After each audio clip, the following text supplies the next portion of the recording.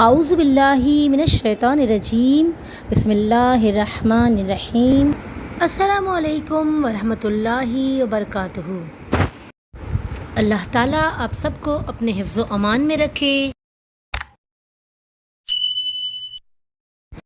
وہ پھول بیچنے والی دکان کے آگے رکا۔ وہ چاہتا تھا اپنی ماں کے لیے پھولوں کا ایک گلدستہ خرید لے۔ ماں دوسرے شہر میں رہتی تھی اور اس کی خواہش تھی کہ پھولوں کے اس گلدستے کو بذریعہ ڈاک وہ اپنی ماں تک پہنچا دے۔ جب وہ دکان سے باہر نکلا تو ایک چھوٹی بچی پر اس کی نظر پڑی جو دروازے کے ساتھ کھڑی زار و قطار رو رہی تھی۔ وہ اس بچی کے پاس گیا اور اس سے پوچھا، پیاری بیٹی کیوں رو رہی ہو؟ بچی نے کہا، اپنی ماں کے لیے ایک عدد پھول خریدنا چاہتی ہوں لیکن میرے پاس اس کے پیسے نہیں ہیں۔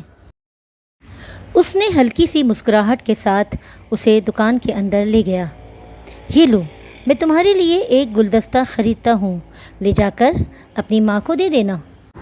جب دکان سے باہر نکلے تو بچی بہت خوش تھی۔ بچی نے معصومانہ انداز میں اس کا شکریہ ادا کیا۔ اس نے پوچھا، آ جاؤ، میں تمہیں تمہارے گھر تک تمہاری ماں تک پہنچا دیتا ہوں۔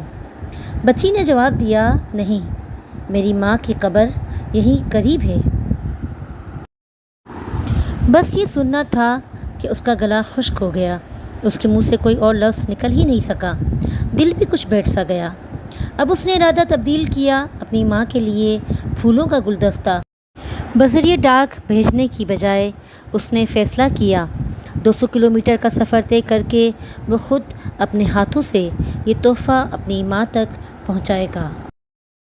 اس کہانی میں ہم سب کے لیے یہ سبق ہے کہ ہمیں اپنی ماں کی قدر اس کی زندگی میں ہی کرنی چاہیے، کیونکہ مرنے کے بعد تو صرف اور صرف پچھتاوا اور آنسو ہی رہ جاتے ہیں۔